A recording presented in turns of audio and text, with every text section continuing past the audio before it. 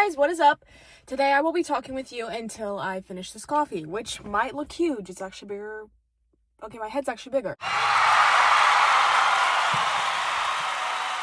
Oh yeah, I'm gonna finish this coffee with you guys and just talk to you guys about how my life has been. Because the last video I made was literally like 7 months ago.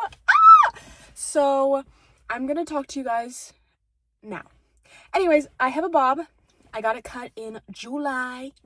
No, I actually didn't. I got it cut in June. Yeah, that was fun. I really like it personally, but I do miss my long hair because I love to style my hair. Like braiding my hair is like something I really enjoy. So I'm a little bummed, but like I've been working on my French braids, so period. Yeah, that's kind of it. I mean, as for new things, I told you guys how I was auditioning in college, and let me tell you something. I quit. And before you say anything, before you're like, what the fuck? Like, she told us to believe in ourselves. I'm going to tell you the story. So, I get up there to audition, right? This is for some school that I will not disclose. I get up there to audition, and the people were just looking at me like they didn't care. And before that, I was like hyped up. I was like, I'm going to audition. Like, this doesn't matter. Like, I'm just having fun. And I get up there, I do my stuff. And they were just looking at me like that. Like they didn't have a care in the world. Like they were robots. And I realized that I'm putting my everything on this table for them. Everything that I've worked for my entire life, right in front of them, for them to make a choice about me when they don't even know me. And I was like, this isn't for me. Like, I love acting, and I'm always going to pursue it, no matter what. But auditioning for schools and going to college for acting was not my gig. Just because they didn't care. They wanted the hottest, brightest, most shining star. And I disagree with that because I know that I have so much to work on. And I am willing to work for it because it is something I love. I love learning. I love acting. I love singing. And being able to learn about it is just fun. Like, I don't know. Like, honestly, if I had to be real with you, I love the rehearsal aspect and, like, the getting the script and, like, working with myself and working with others. And I love that more than I like the actual performance. Just because, like, the process is what makes it what it is. And the audience is there. The audience can have opinions. And the audience is what makes it real. But, I don't know. I was there and I was like,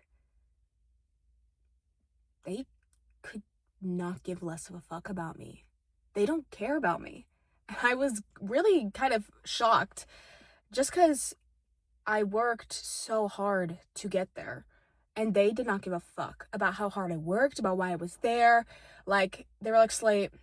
I was like, hi, my name is Abigail Mooring. I'm 18 years old. And a fun fact about me, I didn't say it like that, obviously, because it's giving LA girl. Yes. But I said it, sweetly and like me, and they didn't give a fuck. I was like, okay. So obviously now I'm pursuing acting outside of school. I mean, I'm going to school and I'm getting a degree in advertising and PR. Now you may be wondering, what the fuck are you gonna do with that? Like, you're just gonna sit in the office. And I agree with you to a certain extent, but Miss Abby here is learning how to advertise her selfie. So I am going to school for advertising and PR because I want to learn how to be my own manager, because let me tell you something. I've had some run-ins with managers. I've had some run-in with agents. I've had some run-in with casting agencies, and they are always scamming you. Before you are like, what the fuck? What? Most of the time, agents are unlicensed, managers are unlicensed, and they want you to pay. No, you do not pay. If you are paying right now, don't pay. Because their job is to get you roles. And if you are paying them before you have a role, that is wrong. There was this casting agency, they were like, okay, so we're gonna make you, it's $100 a year. No. Never in a million years would I pay you $100 before you get me anything. and the jobs were all extra work. So I was like, oh, I'm okay with like just starting out as an extra, like I don't mind. And I thought it was free, and so I sign up, I go into the call, and I'm like, hey, and she's telling me, she's like, well, it's $100 a year, we're gonna get into all these extra opportunities, and like it's gonna be really worth it, I promise. And I was like, I'm not doing this. So I left the call, and then she messaged me, and she was like, what, did you not want to like sign up with us? Like, what are you doing? And she was like, I was like, yeah, I'm not paying for this. And she was like, we have a deal right now, like you can do like 80 a year. And I was like, no, I'm not doing this. And like I have also been trying to sign up for like casting networks, and like all of them are like, it's $900 a month, but trust, what you're gonna do is you're gonna get a couple of roles, and you're gonna get an agent. You're gonna get an agent. And like, listen, I love agents. I love agents with my whole heart. I wanted to be an agent. So let me turn on my lights. Anyways, so I have been on the lookout, on the hunt for some good agencies, some people that I really want to like work for. Obviously the CAA is number one, baby, but obviously I either one will work there, or number two, I'm gonna keep trying my hand in acting, and just seeing where it gets me. Somebody just messaged me. Okay, anyways, so I'm gonna try my hand in acting, and I'm gonna see where that gets me. I've been applying, but I also signed up for like this casting network thing, and all the jobs on there were really weird. It kind of reminded me of Off Campus for some reason. I'm just gonna tell you why, but there was this movie, and they were like, nudity is required, we want 18 to 20. You want an 18 to 20-year-old to show off their body. I was a little gagged, to be honest with you. And it reminded me about how Ella Bright in Off Campus, like, she is gorgeous. And everyone, not everyone, but a majority of people were like, I don't understand why she won't show her boobs. I don't understand. Like, she's kind of fat. She's a little chubby. Like, that's your opinion. And also, what's wrong? She's not fat. And also, why do you want an 18-year-old to show their boobs? Like, I'm sorry. If you really want to see an 18-year-old's boobs, like, you're kind of perverted. You're kind of a pervert. So, yeah. I really don't understand why you want to see somebody else's boobs, especially when they're that age. They just turned into an adult. That's weird. So, I am also worried about, intimacy coordinators, and just like, why the fuck? I'm worried about intimacy coordinators and like all of that. I really hope that this notification isn't messing with my sound. But anyways, so I'm worried that like it will take advantage of you, and obviously it will. Like, I mean, I think I'm smart enough not to put myself into scenarios where I feel I am taken advantage of, but there are a lot of people who aren't, and seeing that it's just out and about, like casting like that, like 18 to 20 years old, and you want them nude. I'm sorry, but that's so young to be walking around and just like probably not having an intimacy coordinator, probably not having any of that. So I'm kind of disgusted that was the first thing I saw on the casting network that I applied to. So I'm debating on just like deleting whatever I have on there, because I mean, before anybody's like, oh my god, like, you're being very sensitive. Like, yes, but also all the other casting was like that. And I'm not trying to like, I don't know, I'm trying to protect myself, because I want to do this right. And I want others to do it right as well, because there are a lot of people, it is so easy to be taken advantage of. It is so easy. And it is dangerous. And I don't want that to happen to anyone else, because it's so common. And obviously there needs to be an internal fix, but I haven't even taken a sip of my coffee and it's been 9 minutes. Obviously there needs to be an internal fix, but we're not there yet. People have called it out, but nothing has happened. But yeah, so I've been thinking about that. For a sip. I don't know.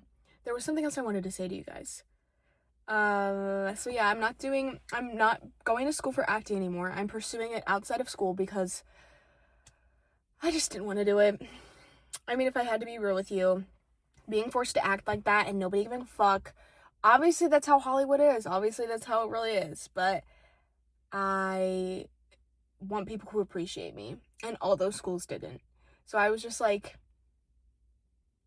I'm not doing it. So that's my choice, and I'll live with that. And I honestly, I'm not regretting it. I'm really not. But I am taking classes. I am taking theater classes. I am doing acting classes.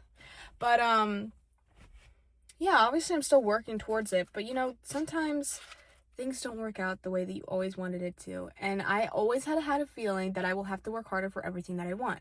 And that is fine. Even in my planetary thing, I'm born August 9th, 2007. And I was born in Warrensburg, Missouri. When you put that into a birth chart calculator, I don't live there anymore, so I'm okay with saying that. When you put that into a birth chart calculator, it will tell you, like, I have, like, a Saturn and a Venus and, like, the same thing or something like that, in, like, the 10th house. And, it means that, like, I don't even know what it means, but success will come harder to me. Like, that's just the truth. And whatever I define as success for me, which I've already talked about, it's a really simple thing to want. I actually was already in a student film recently. That was really fun. I did a student film with my friend. I really loved it. Yeah, that was fun. I've also done other student films, but yeah, I obviously all I want is to kind of be in a movie, also have an edit made of me, which I already have an edit made of me. My friend made it. It was really funny. I love it. So I'm already getting some successful goals out of the way. Obviously, I did mention that I want my edit to be hot and sexy. So we need to up the amp. We need to get some more. But yeah. I say a lot, like and my grandma, she would always make a joke. She'd be like but. It was funny. She is funny. I don't know, maybe I don't want to get too personal with everybody on here, but like I do want to just be real with you. And I think I'm going to explain to you guys about how I think I am like a prophet. This is a joke, by the way. I'm not a prophet. I just think like I can predict things pretty well. And so my mom, she was an alcoholic. She became an alcoholic in like 2013. She really was dependent on alcohol. It got really bad in 2018. So she's been drinking for 13 years straight, like every day. And so, I always told myself when I noticed this pattern, I said, I'm gonna call the cops on her one day. Like, it was just in the back of my head. You know what I mean? Like, it was like, I don't know how to describe it to you, but I would look at somebody, look at their behavior and be like, I'm gonna do something about that. Like, that was in my head. And like, it was in my head since I was like 9 or 10. And so my mom, it really reached a catalyst in my junior year of high school, which was 2024, we'll say that. But it really reached a catalyst then, and I ended up calling the cops on my mom after she hit one of my siblings. And that was the day that like my mom like cut all contact with us. She was in jail for like a couple days. It wasn't that bad. And we haven't seen her or talked to her in like 2 years. So it's just weird how that like I knew, And when my mom was in rehab, because we put her in rehab because we were like, she can get better, and I was like, she's not. I was like, I can't predict anything that comes after this. And I was on the phone with her because she was in like therapy, and she's like, I'm better. Abby, talk to me, please. And I was like, okay. She's like, what's wrong? And I was like, Mom, I just can't like predict anything that's gonna happen. I don't know what's gonna happen after this. And she was like, that is a mechanism. Ah! No! That is a mechanism. That is a safety mechanism. That is a mental mechanism. Like, you're a little insane, just like me. And it's unhealthy. And I was like, bitch, you're insane. Come on now. I predicted this bullshit. But I always thought that was funny. I don't know why that story's in correlation. I just thought that was funny because, like, why are you telling me that I'm insane? Like, girlie, I was just saying I can't predict what comes after this. But anyways, I do, like, try and predict things. But I always thought that was kind of funny. But also, let me tell you another thing. Just because I can. If you are in a situation where you think you'll never get out of it, or you just generally feel unsafe, and you don't tell anybody, because I never told anybody what I was going to. I never told anyone I was abused. I never told anyone that I was living like this. And I went through it myself. I went through it with my siblings. Like, those people are my rock. My family is my rock. They're like everything to me. And if you have no support system, if you are feeling scared, if you are in a situation similar to what I was in, like, just know that there's a path for you to get out. And I think you know what the path already is. And if you have no clue, take it day by day, you know? Because sometimes it is impossible to get out. Sometimes you really have to wait. Sometimes you have to wait. And I just want you to know that I'm with you. I see you. I hear you. I'm always here for you. Don't be afraid to reach out. Because, I mean, I'd love to help if there's anything I can do. But if you just need somebody to talk to, obviously I'm always here. But yeah. So, obviously, with that to say, I do want to correlate that back to acting. My mom, she was an actor, actually. Shocker, my mom was an actor when she was young, like me. And she quit acting because she wasn't getting enough roles. And I always told myself, I was like, I'm never going to quit anything, because my dad was a singer. I wanted to be a singer. I am a singer. And my dad was a singer, and he quit when he had kids, like a little after he had all of his kids. So I told myself, I'm never going to quit the things I love. I'm never going to quit being an artist. Like, I can't, I owe it to my family. I owe it to my future. I owe it to, this, like, not like curse, because other people in my family have been artistic and it's never taken them anywhere, but I did want to like beat like whatever this is that's like holding my family back. Like, I always wanted to do it, but it does seem impossible. But my mom, she was an actor, and she would always tell me after I would like go to an audition or anything, she'd be like, you're never gonna make it. You will never be anything. And every single time I proved her wrong. I went to this audition, the first audition I ever went to, mind you. I was new, and I was scared, and I went, I did it, and I got a role. I actually got a really good role. I was a narrator in The Christmas Carol. I was really proud. And my mom, before my audition, she was like, you're never gonna be anything. You think you want this, but you'll fail. And I was like, I was worried, because like I said, I feel like I can predict things, and I thought she could too. I thought she was like putting a curse on me, or like making me feel that way, or like I was gonna fail. But I did it. I did the thing, and I knew it was meant for me when I got into the room and I auditioned, and when I did the show, like I never felt more, I don't know how to describe this. When I was on stage, when I was doing my thing, when I was acting, I felt like me, even though I was somebody else. It felt like it was right in that moment, and it always has. Anytime I've been acting, it's always felt right.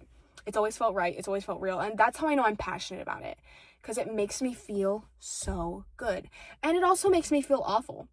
Whenever I suck at something and I know it, I am inconsolable. I am like somebody else. I'm on a different terrain. I'm insane.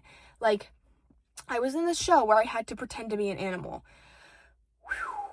I am a girl, and I have a lot of trouble with connecting to things that just are not human, are not sentient, are not me.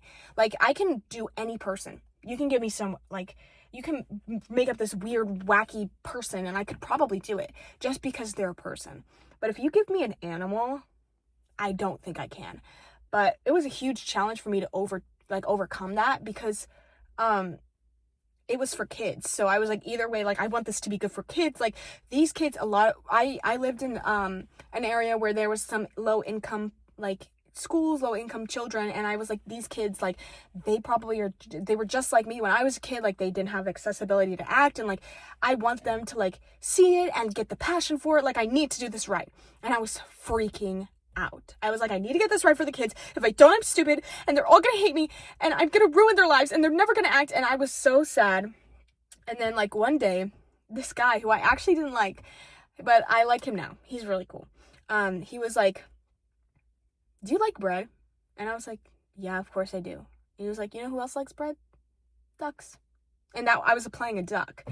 And after that, it just clicked for me. Like, I was like, wait, it doesn't have to be a physical connection. Like, I don't have to like understand how they walk, talk. Like, it can be more than that. It can be that just as simple as I like bread, and so does a duck. And so after that, everything just clicked.